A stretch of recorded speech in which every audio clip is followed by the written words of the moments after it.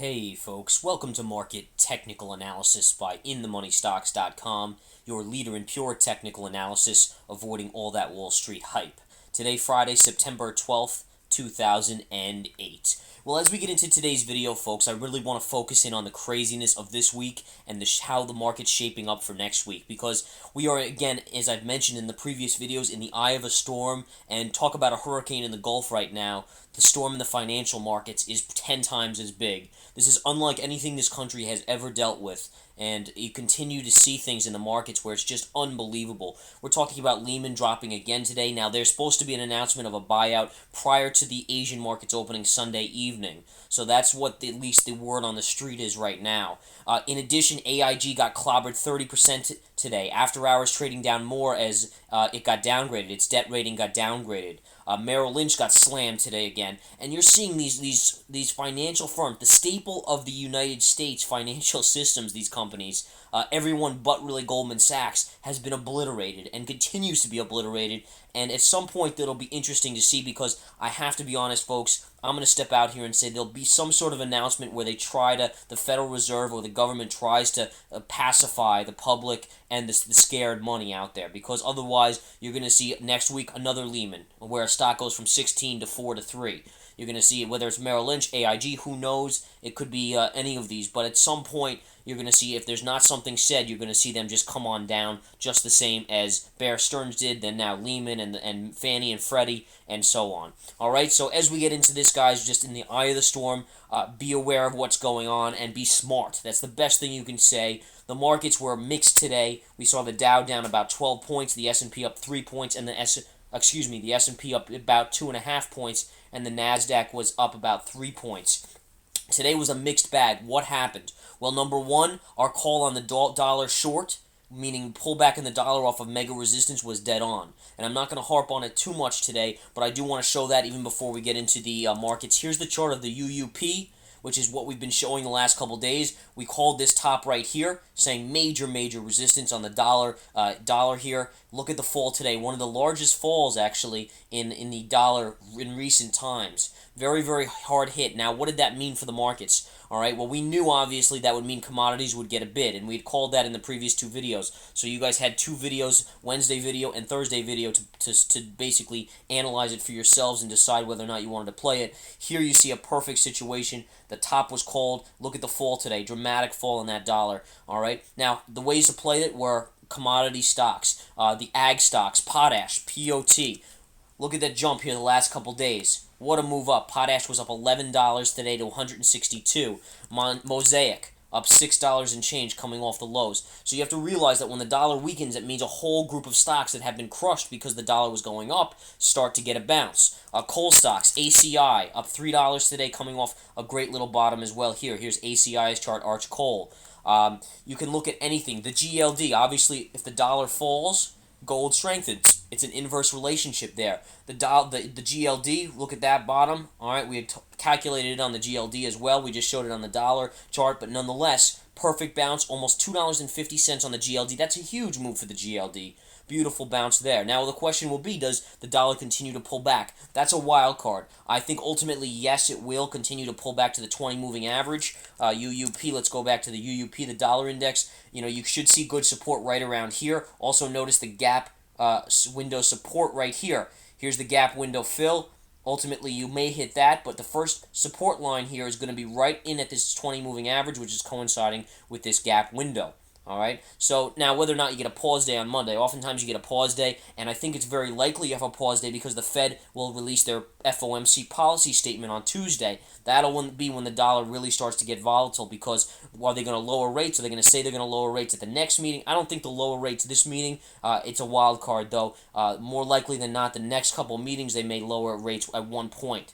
I think there may be another quarter point cut out there coming. So keep that in mind, folks. We're in the eye of the storm again, I repeat, and you have to understand, all right? All you do is try to make a little money here and a little money there, and the dollar call on a short was a beautiful one. Let's talk a little bit more about what's going on out there. Let's go to the ES Intraday. The ES Intraday here, very volatile, but not in as wide a range as what we've seen lately, okay? You see from the lows here on the early morning news, economic news, to the rally station here at the highs. What gave the market a bid today? it was purely said commodity stocks. Commodity stocks like potash are down huge. And let me show that chart again on the daily chart. Let's take a look. From $240, all right, just a couple months ago, to $140. All right, in 2 months, $100 loss on this stock. You know you're going to get a bid eventually as soon as the dollar weakens. And sure enough, that's what gave the market an overall bid. It was not financials by any stretch. All right, if financials were neutral and these stocks were running, the markets would have been up a lot more. But you had stocks like AIG. Look at this fall here. You're talking about AIG come Monday, upwards of, what price was this here? Upwards of $25 or $24 right here on this day. This was last Monday, Tuesday, Wednesday, Thursday, Friday, and now it's trading at $12 at the close, $11.35 after the bell. Now, when it comes to Monday, again, the Fed announcement, whatever the Fed's going to pull with Lehman here, and whether they're going to get a private firm to buy it out. So far, the rumor is that there's not going to be any governmental backing, no taking on of losses like the Bear Stearns deal. We'll have to see. All I do know is I do suspect that there will have to be an attempt here to pacify the scared money out there, because ultimately it's just one after another falling like dominoes. When one falls, the market finds another one to pound. Today it was AIG after after Lehman. Then it was Merrill. Look at this, down from Monday's high around $28, $29 to $17. Okay, and it's trading down a little more after hours. Lehman chart is just ugly. I'll show that on the daily.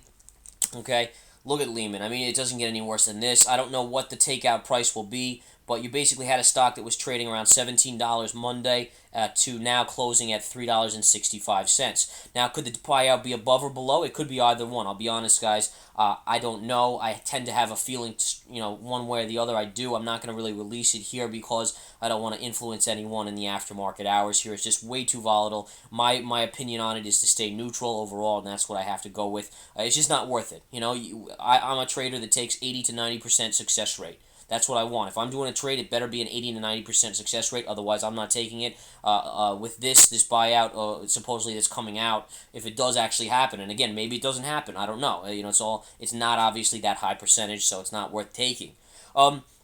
Unbelievable again day today, guys. The only technology pulled back a little. You saw a lot of the apples and the rims weak again, and I want to touch on Apple. Apple is trying to hold support here. This is support, as you guys can see right on this Apple daily chart, and very nice double bottom. The question is, can it hold this? All right, Apple again today very weak, down almost $3.75 for the day. Considering the Nasdaq was up 3, that's a little interesting to note. If you look at it as an leading indicator, that's not necessarily the best thing. So we do want to caution people. Also, one thing of Goldman Sachs, you guys know we've been following this. We followed it over the last couple days as it was indicating that the markets were weak early in the week. Again, it's at support here. You have the lower range of support, although it broke down from the 157 mark. You do have this bottom support line now at around 154. But the fact of the matter is, it was down almost $3 today after being positive most of the day, and I want to show you that. Right here, pretty much staying positive all day until late in the day when you saw some selling.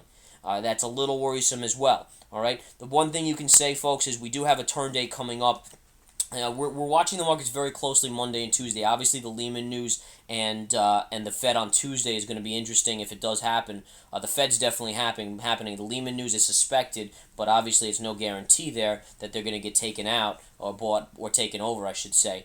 But we are having a lot of pointers calling for that day, Monday and Tuesday, to be big in the markets. And obviously, with all this stuff happening, it's shaping up to be pretty volatile. So we'll watch that. Also, later in the week to the following week, we have a major date that we will release as well next week, as we can isolate down to which days it should happen. Okay, so keep that in mind. Let's go to the daily chart of the SPY so we can talk a little support and resistance. This video, I know I'm going over a lot of stuff very quickly, but once we go on the new website, I can spend as long as I need to on these videos to explain everything and go into everything. We'll go into the dollar, gold, oil, the markets, all the resistance support lines, technical stuff. It's just in these videos, the YouTube limits me very quickly.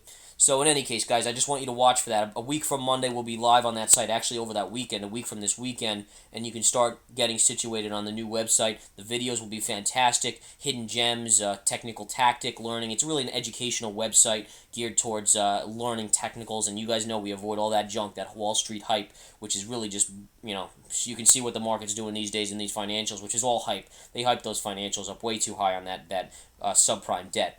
Okay, resistance points, guys, right here. Number 1, right in this range. All right, right here you have the 20 and the 50 moving averages on the daily SPY. There's going to be resistance here. We have to see if we can get above it next week should we start to push on the downside. Now, again, I'm not going one way or the other because you just can't do that ahead of Monday's possible Lehman announcement. AIG, who knows? Washington Mutual, who knows? There's so many speculated buys out there or collapses that it's just too scary. And then the Fed, obviously, you don't want to be long or short into that Fed as it could be pretty crazy. We'll go towards an angle following that and really start analyzing the charts more. So on the upside, you have this resistance point on the SPY. That's coinciding right around 1260 or so on the S&P on the upside, give or take a couple points. All right. On the downside, you obviously have a couple key numbers. This is the big one, though, right here.